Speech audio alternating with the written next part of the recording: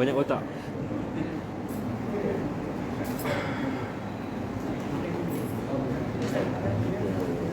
Seni satu.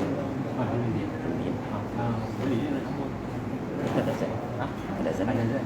Oh, ada sekali. Lagu ending tu tak beli.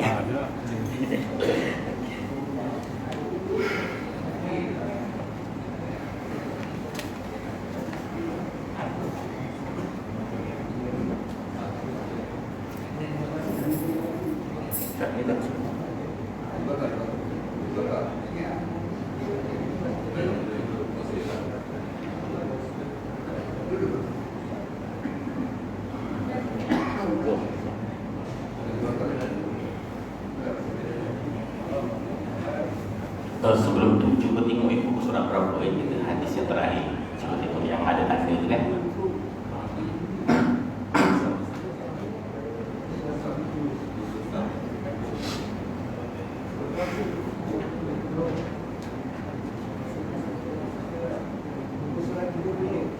Ya.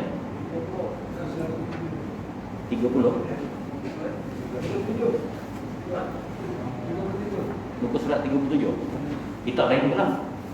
Takut dia punya tanda tak sama.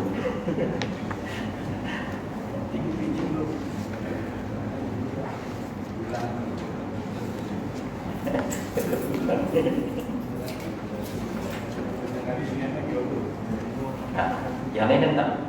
Jadi tuan begitu surat 37. Kan buku surat yang lebih advance. Ke semua 37 sama.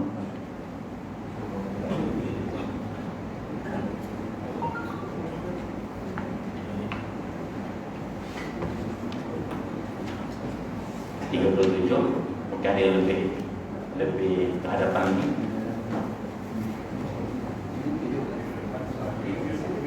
Tiga tujuh ya. Okey, alhamdulillah. A'udzubillahi minasyaitonirrajim. Bismillahirrahmanirrahim. InsyaAllah untuk memberkati pengajian kita pada malam ini, marilah bersama-sama kita memulakan ianya dengan Ummul Kitab Al-Fatihah. A'udzu billahi minasyaitonir rajim.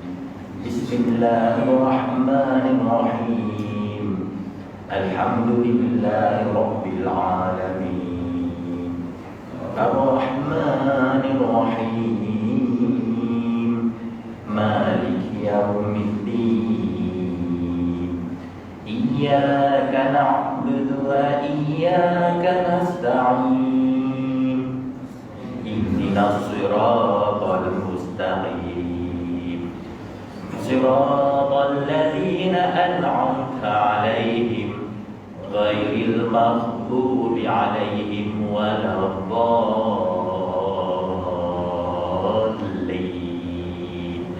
Amin.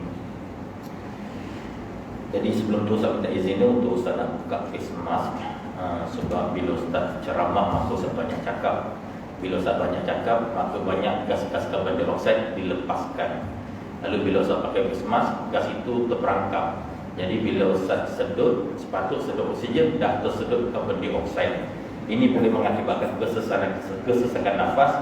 Dan yang lebih dahsyat, dibimbang takut Ustaz tertelan face mask. Tapi tuan-tuan tak perlu buka lah. Untuk Ustaz saja. Subhanallah. Sebab kalau dah tertelan mudaratnya besar. Ya. Tak boleh saja. A'udzu billahi minasyaitonir rajim. Bismillahirrahmanirrahim. Innal hamdalillah nahmaduhu wa nasta'inuhu wa nastaghfiruh wa na'udzu billahi min shururi anfusina wa min sayyiati a'malina. Man yahdihillahu fala mudilla lahu wa man yudlil falan tajida lahu waliyyan mursyida. Ashhadu an la ilaha illallah wahdahu la syarika lah wa ashhadu anna Muhammadan abduhu wa rasuluh. Subhanaka la ilma lana illa ma 'allamtana innaka antal alimul hakim. Rabbi shrah li sadri wa yassir li amri wahlul 'uqdatam min lisani yafqahu qawli. Amma ba'd. Harus ditanam semangat muhibbah agar ukhuwah menjadi kukuh. Pengajian kitab Tibbun Nabawi pada malam ini Ustaz mulakan dengan kalimah thayyibah. Uhayyikum bi tahiyyatil Islam, tahiyatan thayyibatan mubarakatan min 'indillah. Assalamu alaikum warahmatullahi wabarakatuh.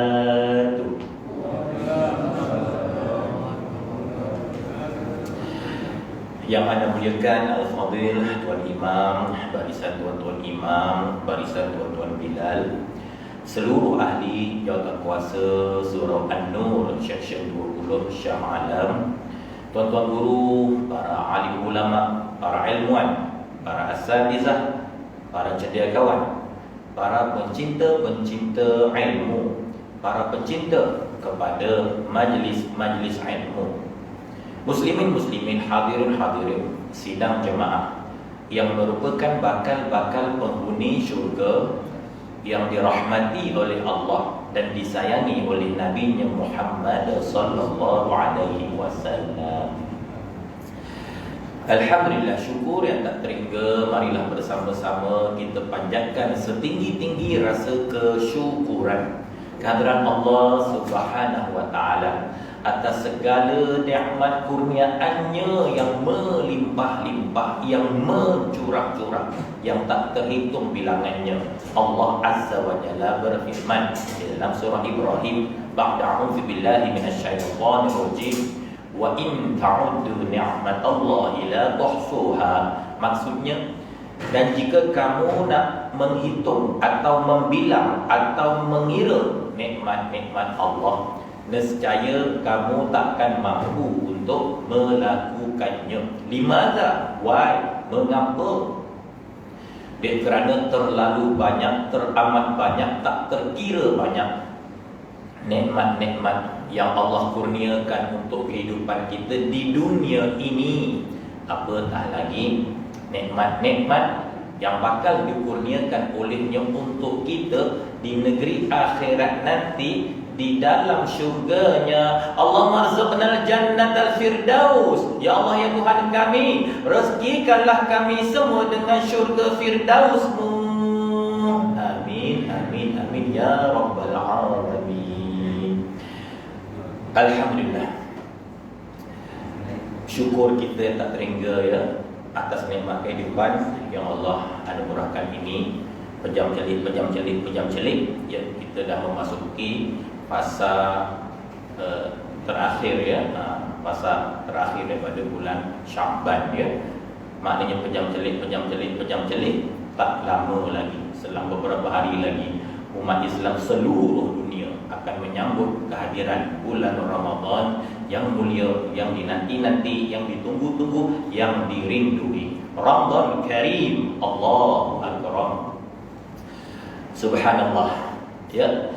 Sebab itu bila masuk saja bulan Rajab, Nabi SAW mengajarkan umat ini suatu doa, Allahumma barik lana fi Rajabin wa Sya'ban wa balighna Ramadan. Ya Allah, berkatikanlah kami pada bulan Rajab dan bulan Sya'ban, dan sampaikanlah kami ke bulan Ramadan ya. Bila dah Rajab berlalu, masuk bulan Sya'ban, kita doa Allahumma barik lana fi Sya'ban wa balighna Ramadan ya. Subhanallah.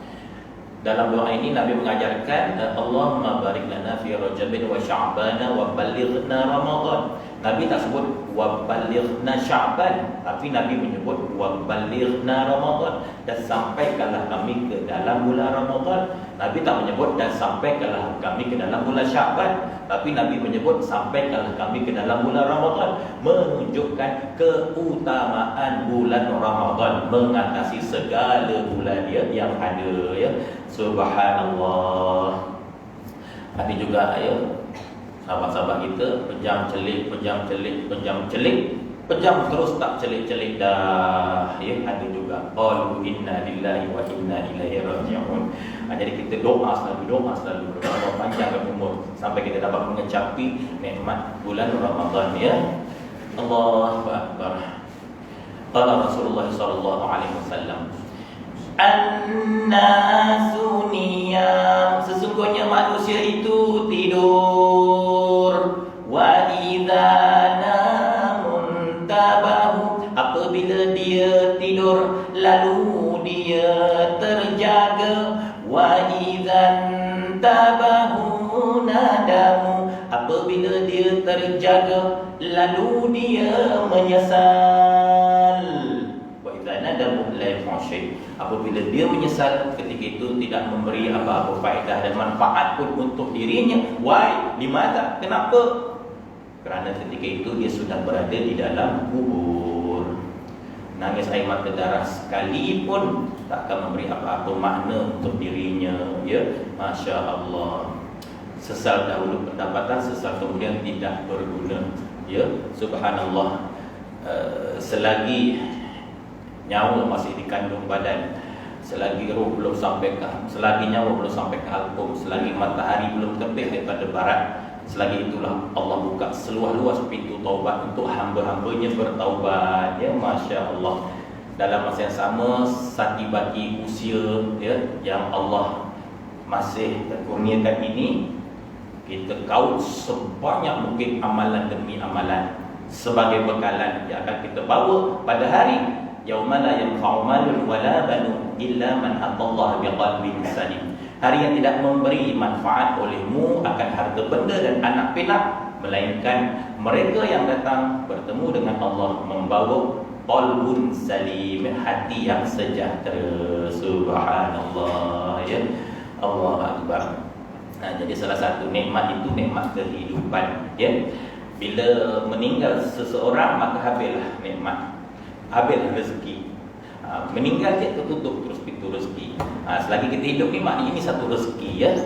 Rezeki nikmat kehidupan. Jadi kita kena manfaat sebaik mungkin. Sebab itu dalam Al-Quran Allah Ta'ala berfirman, wal 'asr, demi masa, innal insana lafi khusr, sesungguhnya manusia semuanya berada di dalam kerugian, ya. Manusia semuanya rugi, ya.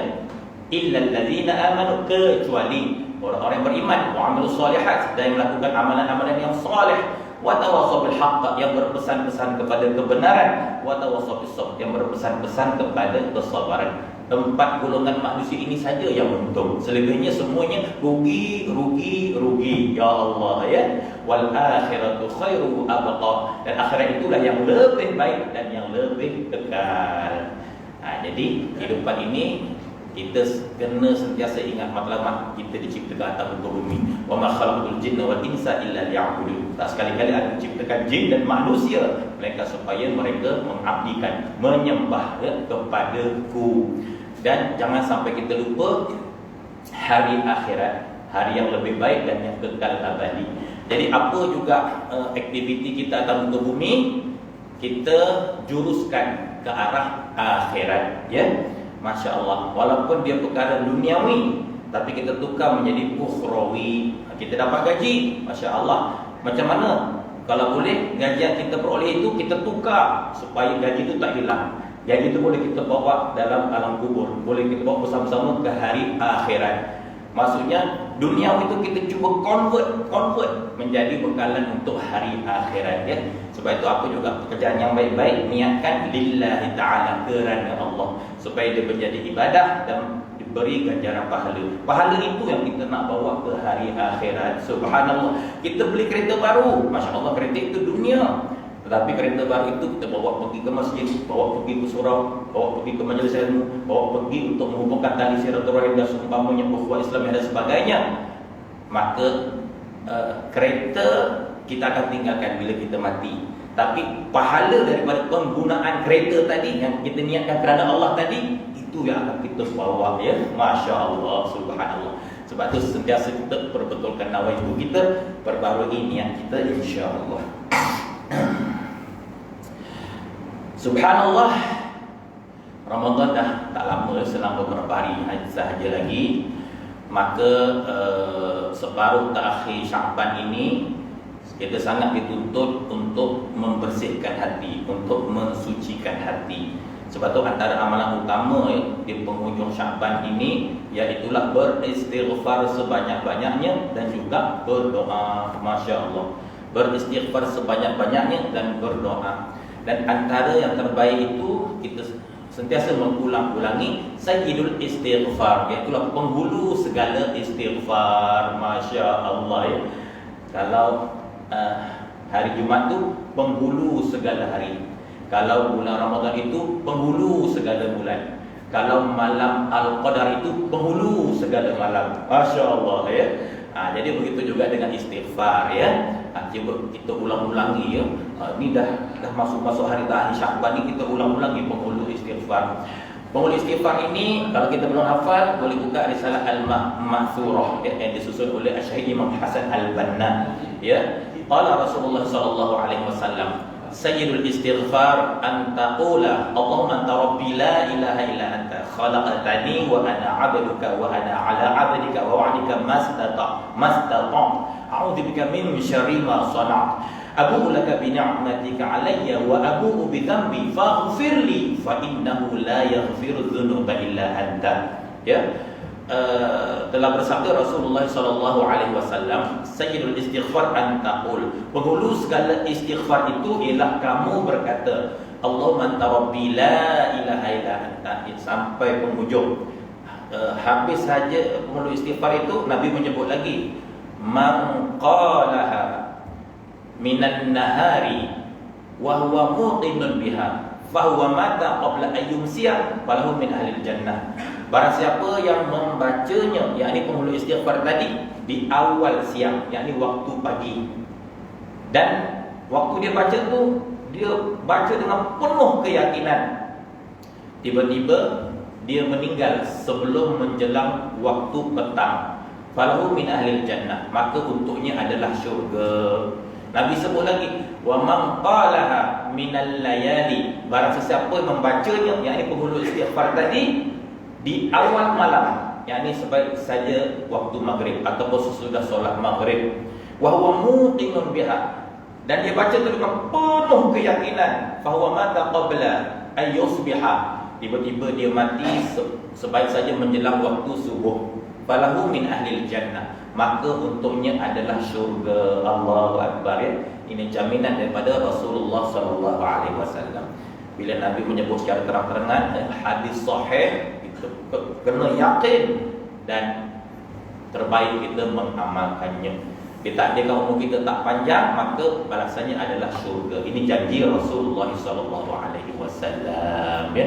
Subhanallah. Jadi bila kita istighfar banyak-banyak, kita istighfar banyak-banyak, mudah-mudahan dengan itu menggugurkan segala dosa-dosa kita yang lalu dan mensucikan hati. Sebab apa kita perlu masuk Ramadan dengan hati yang suci, hati yang bersih, ya, hati yang tulus, mulus, kudus. Sebab apa? Ya, subhanallah. Kerana barang sesiapa berpuasa itu, natijahnya, endingnya ialah la'allakum tattaqun, ya. Mudah-mudahan kamu menjadi orang-orang yang bertakwa, ya. Subhanallah. Apabila Allah Ta'ala berfirman, a'udzubillahi minasyaitonir rajim, ya ayyuhalladzina amanu kutiba 'alaikumus shiyamu kama kutiba 'alal ladzina min qablikum la'allakum tattaqun. Wahai orang-orang beriman, telah difardukan ke atas kamu berpuasa seperti mana telah difardukan ke atas orang-orang sebelum kamu berpuasa, la'allakum tattaqun. Mudah-mudahan kamu menjadi orang-orang yang bertakwa. La'allakum, kalau sesama manusia maknanya mudah-mudahan kamu ataupun semoga kamu, harapan kita tadi. Itu sesama manusia. Tapi kalau Allah menyebutkan istilah la'allakum ke atas hamba-hambanya, maknanya bukan lagi semoga ataupun mudah-mudahan, tetapi maknanya bertukar menjadi pasti kamu menjadi orang-orang yang bertakwa, ataupun nescaya kamu akan menjadi orang-orang yang bertakwa, ataupun confirm kamu menjadi orang-orang yang bertakwa. Allahu Akbar. Itu natijah daripada kita berpuasa dengan sepenuh hati dan mengharapkan ganjaran daripada Allah Ta'ala. Baik, macam mana ada orang dah puasa tapi habis saja puasa, perangannya tak ada perubahan, sama saja, bahkan kadang-kadang lebih dahsyat, lebih buruk, lebih teruk. Katanya kalau puasa jadi orang bertakwa, tapi dia ganti hantu raya, dia tak jadi orang bertakwa. Why? Kenapa ada tak kena ni? Subhanallah, memang ada yang tak kena. Tak kenanya kerana kita masuk Ramadan membawa hati yang kotor. Ya, Masya Allah. Kita tak tinggalkan tabiat-tabiat buruk, kita tetap bawa dalam bulan Ramadan. Maka tak menatijahkan takwa. Umpama gelas ini katalah kotor sangat, berdebu, berkelandak, berlumut, ya Allah, dah bertahun-tahun tak dibasuh. Tiba-tiba kita curah air yang sangat bersih, barangkali air Zam-Zam. Kemudian kita minum air itu. Agak-agak air itu menyihatkan ke atau memudaratkan? Barangkali air tadi memudaratkan sebab gelas tadi kotor. Bila gelas kotor, walaupun masukkan air paling bersih, bila kita minum airnya, air itu tidak memberi apa-apa kebaikan, barangkali memudaratkan. Tapi kalau gelas itu sangat bersih, itu dah basuh dengan sabun, kita bilas, kita lap lagi, sangat bersih, subhanallah. Kemudian kita masukkan air yang bersih, mungkin air Zam-Zam. Kemudian kita pun minum, bismillahirrahmanirrahim. Maka air yang kita minum tadi pasti akan memberi kesihatan yang baik untuk tubuh badan kita. Subhanallah. Faham tak kiasan ini atau analogi ini? Maksudnya begini, gelas ini umpama hati kita. Hati kita. Air yang bersih tadi umpama bulan Ramadan. Kalau gelas ni kotor, maknanya hati kita kotor. Kita bawa hati yang kotor masuk ke dalam bulan Ramadan. Barangkali Ramadan itu tak akan menatijahkan takwa. Macam air yang bersih tadi yang masuk gelas kotor, air itu mungkin tak memberi nilai kesihatan yang baik pada tubuh badan. Air itu mungkin ada jangkitan kuman dan sebagainya sebab gelas kotor. Tapi kalau gelas ini bersih, umpama hati kita bersih, kita curah air yang bersih, maksudnya hati yang bersih ni disebabkan istighfar yang banyak tadi, amal ibadah sunnah dan sebagainya yang banyak tadi, kebaikan kita melakukan yang banyak tadi, kita bawa ke dalam bulan Ramadan. Jadi air yang bersih tadi umpama bulan Ramadan, gelas bersih, air bersih kita minum, sudah tentu air tadi akan memberi kebaikan pada tubuh badan. Maksudnya sudah tentu bila hati kita yang bersih bawa masuk ke dalam bulan Ramadan, maka melepasi bulan Ramadan, mudah-mudahan Ramadan tadi akan memberi kebaikan kepada kita. Apa dia? La'allakum tattaqun. Pasti kamu akan menjadi orang-orang yang bertakwa. Ya, insya-Allah ya. Istighfar banyak-banyak, doa banyak-banyak di penghujung Syaban ini, insya-Allah. Baik, kita tengok hadis yang ke-30, muka surat 37. Tajuknya hukum mengadu kesakitan, ya. Hukum mengadu kesakitan. Mengadu ni sama arti dengan mengeluh, merungut, ya, ataupun keluhan. Baik, sama-sama ikut Ustaz baca hadisnya. Bismillahirrahmanirrahim. Anil Qasim ibni Muhammadin qalat Aisyatu wa Raqsah faqala Rasulullah sallallahu alaihi wasallam Zaki law kana wa ana hayyun fastaghfir laki wa ad'u laki. Faqalat Aisyatu wa thukliya wallahi inni la azunnuka tuhibbu mauti walau kana dhaka la zalilta akhir yaumika mu'arrisan bi ba'di azwajika. Faqala an-nabiy sallallahu alaihi wasallam bal ana wa ra'sa laqad hamamtu aw aradtu an ursila ila Abi Bakrin wa banihi wa a'hada an yaqula al-qailun aw yatamanna al-mutamannun thumma qultu ya Allah wa yadfa'ul mu'minun aw yadfa'ullahu wa yaqbal mu'minun. Baik, hadis ini agak panjang. Terjemahannya ialah dari Aisyah radhiyallahu anha, ia berkata, yakni aku mengeluh, dalam kurungan aku mengeluh, alangkah sakitnya kepalaku. Lalu Rasulullah sallallahu alaihi wasallam berkata, jika berlaku, yakni engkau mati dahulu dan aku masih hidup, aku akan beristighfar dan berdoa untuk kamu. Aisyah membalas, alangkah kecewanya aku. Demi Allah, aku menyangka kamu menyukai kematianku. Kalau benar berlaku itu, pastinya engkau kekal sebagai pengantin bersama isteri-isterimu yang lain. Lalu Nabi SAW berkata, sebenarnya aku yang dalam kurungan akan mati dulu kerana sakit kepala.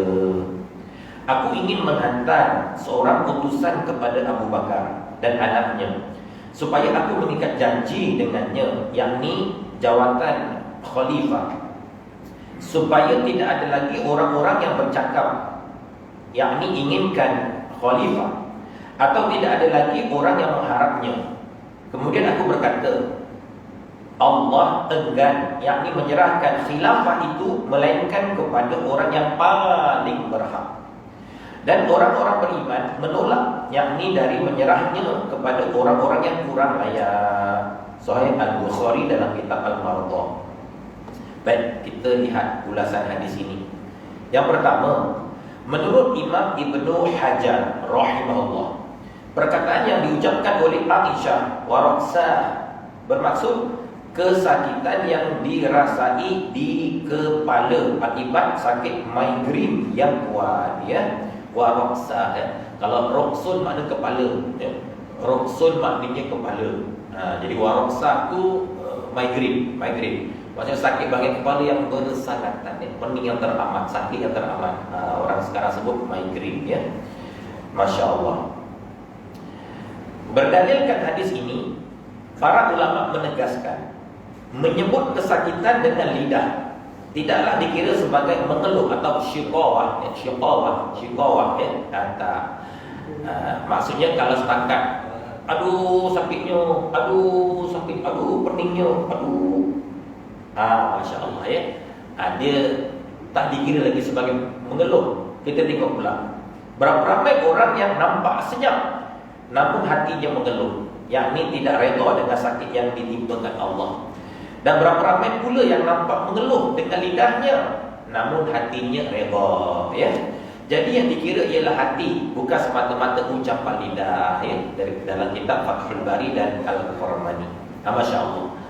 Maksudnya kalau kita mengeluh sedikit, ya, mungkin lidah kita terlafaz sesuatu perkataan yang menggambarkan sakit. Aduh, ya Allah, Masya Allah. Contoh, ya, Masya Allah. Kita tak boleh menghukum orang yang tak redha, ya, dengan ujian yang Allah timpakan. Tak boleh terus menghukum. Sebab kalau ikut huraian hadis ini, tengok pada hati seseorang. Ada orang dia mengeluh, menanggung sakit tadi, tapi hatinya redha, ya. Masya Allah.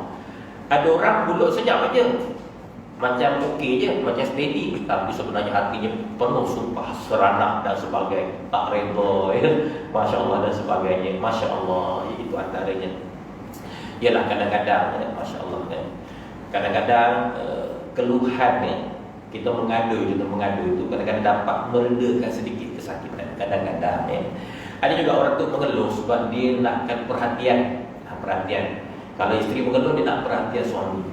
Kalau suami, aduh sakit gigi abang, jadi dia tak perhatian isteri dia.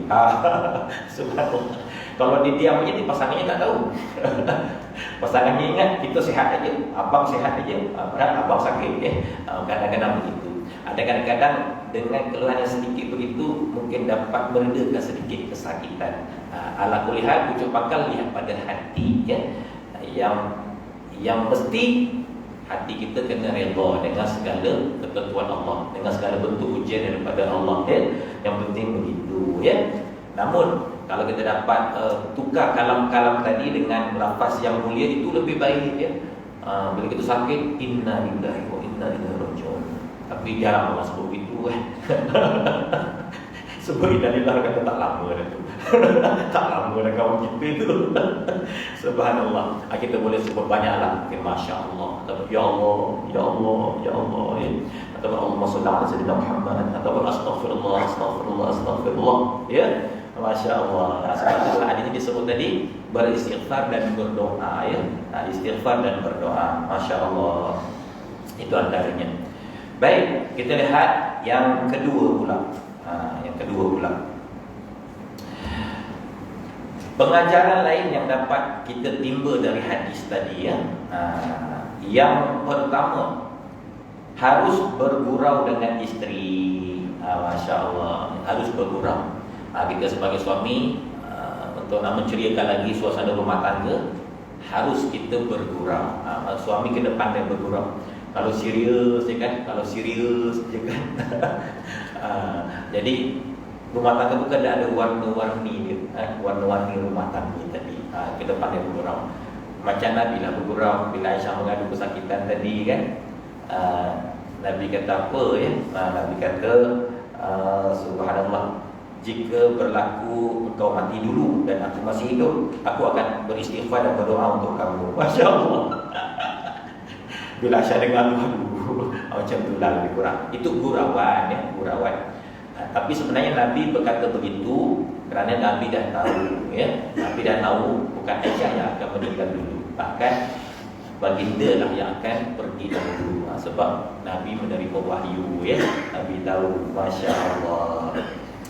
Allah Akbar. Tapi kalau kita gurau-gurau, terjadi betul. Maka orang cakap, patutlah suami aku dia lain macam ayat dia. Satu hari sebelum dia meninggal tu, dah ulang-ulang dia perkataan. Kadang-kadang kebetulan ya, ada seorang sahabat ustaz ya, dia baru meninggal dunia ya. Beberapa kali ustaz jumpa sebelum ni, tak ada ayat lain.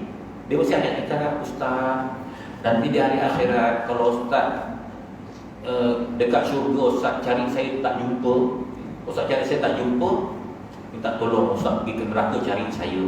Bila ustaz jumpa saya kat neraka, ustaz pimpinlah tangan saya keluarkan daripada neraka. Beberapa kali dia cakap. Yang akhirnya betul dia dah pergi ya. Inna lillahi wa inna ilaihi raji'un ya. Masya Allah. Tapi kalau satu memang dia tak sihat, dia ada masalah macam jantung lubang. Jantung lubang dia selalu sesak rampas ya. Seakan-akan dia merasai hidupnya dah tak lama, seakan-akan. Tapi itulah perkataannya. Setiap kali jumpa je, sampai isteri pun geleng kepala. Apa dia? Maksud cakap ayat tu je. Rupanya memang tak lama dah ya. Tak lama. Mungkin dia dah rasa. Ya. Masya Allah. Itu antaranya. Tapi kalau Rasulullah yang menyebut pada Aisyah dan kata-kata Rasulullah itu semuanya benar ya. Dan hakikatnya Nabi yang pergi dahulu ya, sebelum Aisyah. Baik, jadi yang pertama harus bergurau dengan isteri. Yang kedua, harus menceritakan kepada isteri rahsia yang tidak diceritakan kepada orang lain ya, harus. Kalau kita ada satu rahsia yang kita tak tahu nak kongsi dengan siapa, tapi kalau kita simpan, dia terkumpul dekat hati ni, rasa macam nak kena dilepaskan juga. Siapa ya? isteri lah orang paling layak untuk kita berkongsi rahsia. Subhanallah. Dalam hadis di atas, Nabi menceritakan kepada Aisyah hasrat beliau untuk melantik Abu Bakar menjadi khalifah selepas wafatnya. Namun cerita tersebut tidak diberitahu kepada orang lain, ya. Nabi dah beritahu awal-awal lagi kepada Aisyah hasrat Nabi nak melantik Sayyidina Abu Bakar Siddiq menjadi pengganti baginda, ya, jadi khalifah, ya. Subhanallah. Baik, yang ketiga, cemburu sememangnya menjadi tabiat wanita, ya. Itu memang fitrah wanita, ya. Semula jadi wanita dia begitu, cemburu, ya. Jadi kalau isteri cemburu, suami jangan marah, ya. Suami kena bawa bertenang, ya, bawa bertenang. Suami kena faham ilmu psikologi, bahawanya fitrah perempuan itu dia memang ada cemburu, ya. Dan cemburu itu tanda sayang, ya, tanda kasih. Kalau isteri dah ada cemburu dengan suami, ya, suami pun dah tak ada cemburu dengan isteri, barangkali dah hilang nilai kasih sayang itu, dah tak ada, ya. Masya Allah, kena ada kecemburuan. Bahkan cemburu itu bukan dalam arti kata yang biasa-biasa, yang lebih daripada itu. Si suami cemburu kalau isterinya contoh buka aurat di hadapan ajnabi yang lain, kena ada rasa cemburu. Kalau tak ada, maknanya kita dayus. Kita biarkan isteri buat maksiat, dedahkan aurat pada lelaki ajnabi dan sebagainya, dayus. Masya Allah, kena ada rasa cemburu.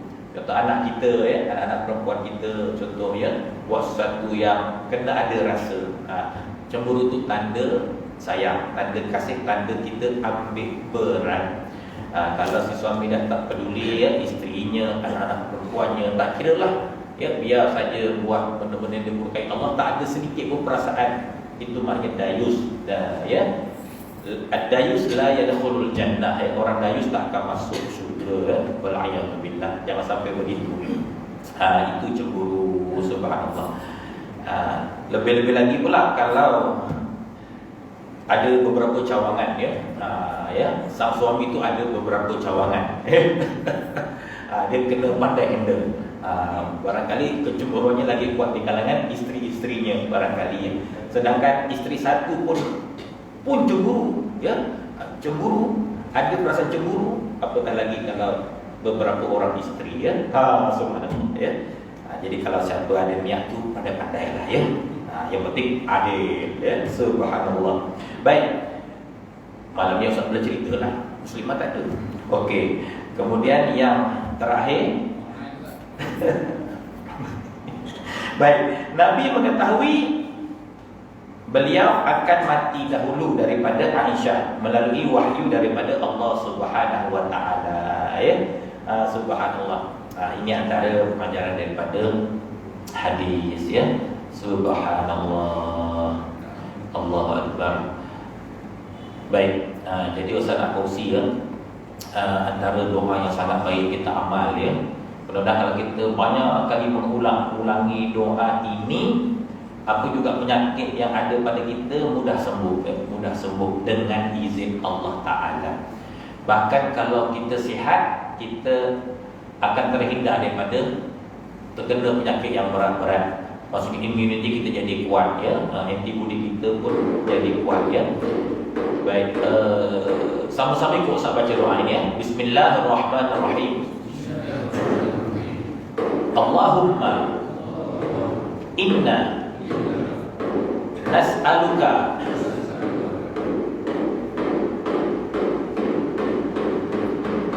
afwa wal afiyah fid dunya wal akhirah.